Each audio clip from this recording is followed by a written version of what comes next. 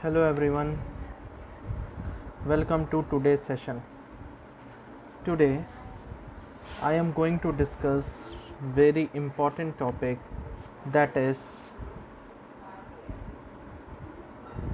magnetic field due to toroid. आज हम लोग क्या डिस्कस करेंगे? आज हम लोग डिस्कस करेंगे magnetic field due to toroid. ये क्या है भाई magnetic field due to toroid? Just a minute. Toroid क्या चीज़ होती है?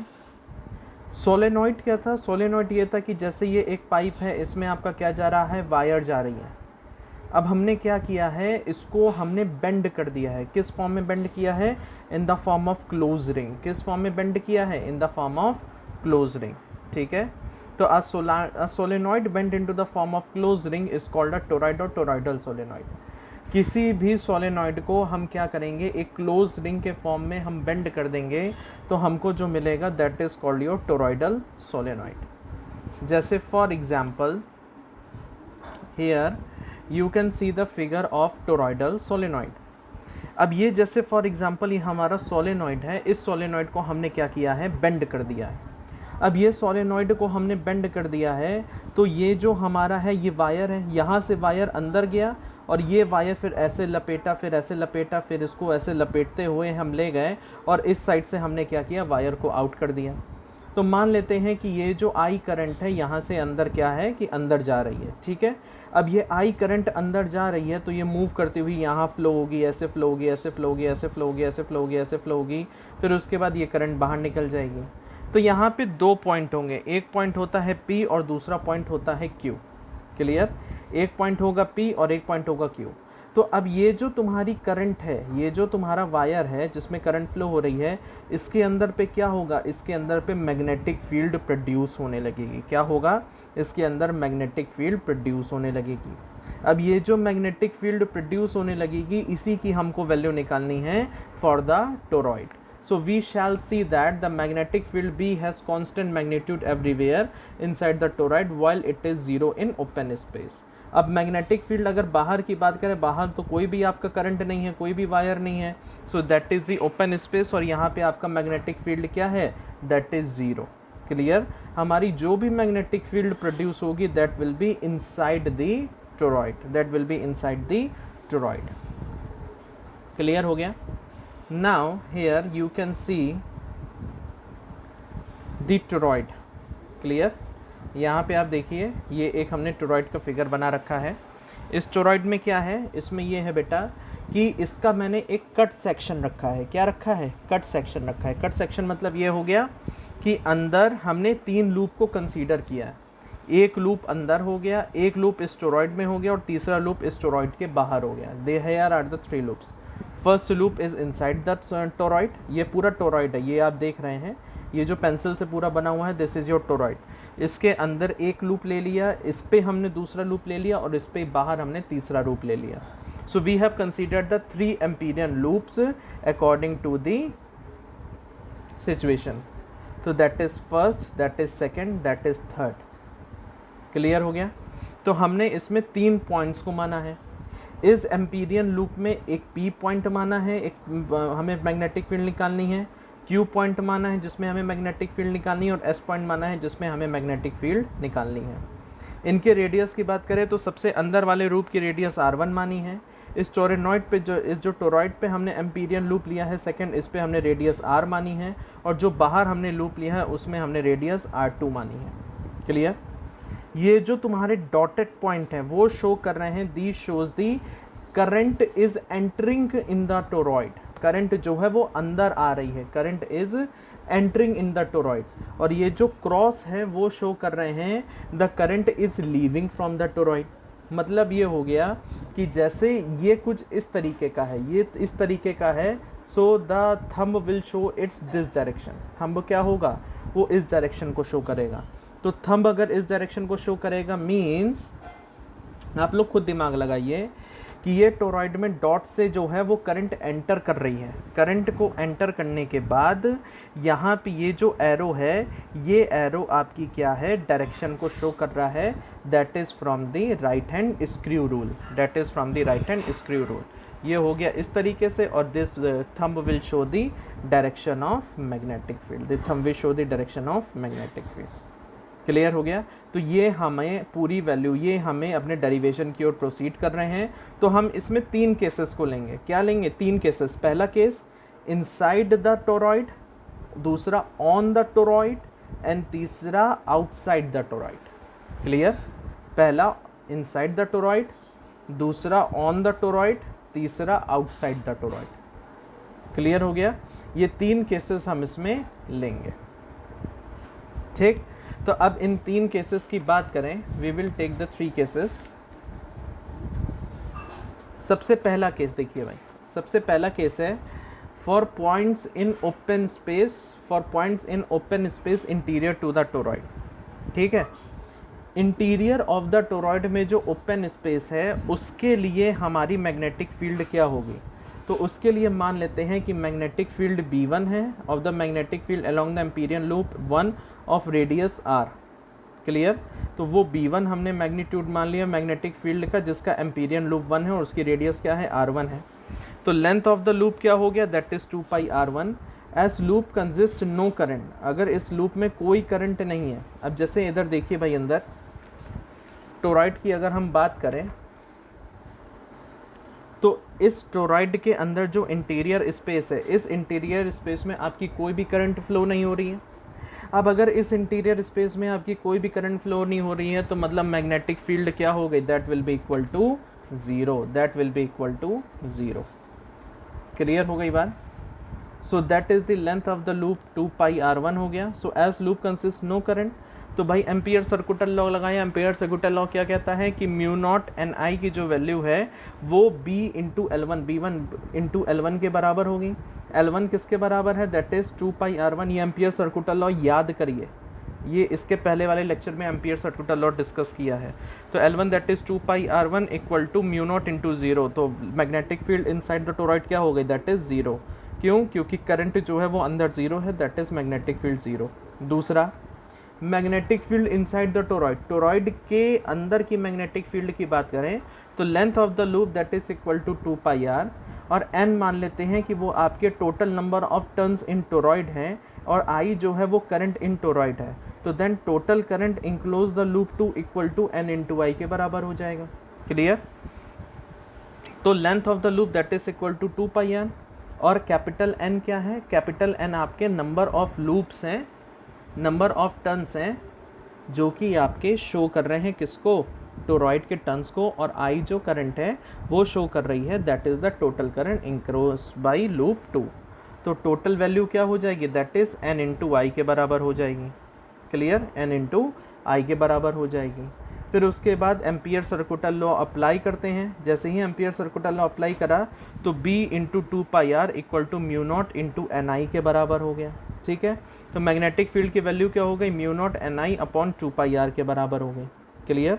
मैग्नेटिक फील्ड की वैल्यू क्या हो गई? Mu not N I upon 2 pi R के बराबर हो गई। तो अब हम क्या करते हैं कि R को हम एवरेज रेडियस मान लेते हैं टोरॉइड का, और N को मान लेते हैं number of turns per unit length. ठीक है, R को क्या मान लेते हैं? एवरेज रेडियस मान लेते हैं टोरॉइड को, और N जो है वो number of turns per unit length. तो कैपिटल N की वैल्यू क्या हो गई? 2 पाई RN के बराबर हो गई। तो कैपिटल N की वैल्यू को यहाँ रखा तो B equal to mu not 2 pi RN into I upon 2 pi R। So B की वैल्यू क्या हो गई? Mu not into N into I के बराबर हो गई। ठीक है, so this is the magnetic point, this is the magnetic field inside the toroid. Toroid में जो मैग्नेटिक फील्ड है उसके लिए जो वैल्यू निकल के आई है that is B equal to mu not into N into I के बराबर हो गई। ठीक है, अब टोरॉइड के बाहर जो ओपन स्पेस है उस पे हमने क्या, मतलब उस पे हमको क्या होगा, क्या वैल्यूज़ मिलेंगी उसके लिए देखते हैं। For the points in open space, open space exterior of the toroid की अगर हम बात करें तो उसके लिए हमको क्या वैल्यूज़ मिलेंगी? तो in this loop I equal to 0 हो गया। In this loop I equal to 0, भाई बाहर तो कोई भी मैग्नेटिक फील्ड नहीं है, ना कोई बाहर आपका कोई करंट फ्लो हो रही है, तो I की वैल्यू 0। तो टोटल मैग्नेटिक फील्ड क्या हो गई outside the loop, outside the toroid, that is equal to 0। Magnetic field किसके बराबर हो गई? दैट इज इक्वल टू 0 के बराबर आ गई। समझ में आ गई बात? Clear? Let's move to our numerical. ठीक है, तो न्यूमेरिकल से पहले अगर हम फॉर्मूले को डिस्कस करें तो वी हैव द टू फॉर्मूले, वी हैव टू फॉर्मूले। Number one that is for the solenoid. Solenoid के लिए क्या फॉर्मूला निकला था?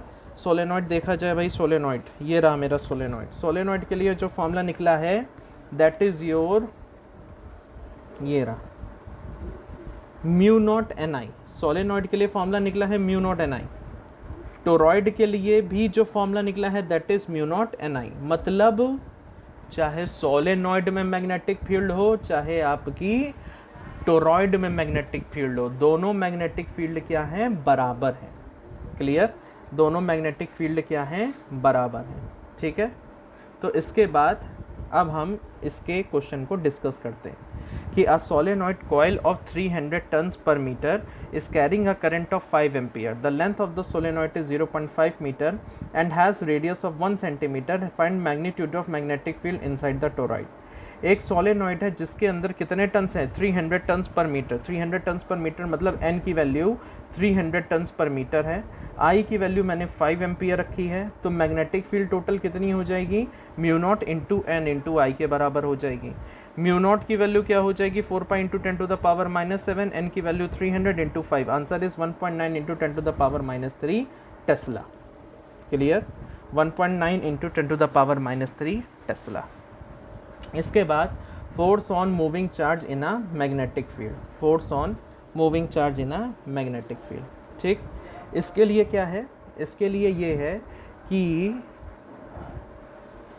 जैसे for example this is Lorentz force.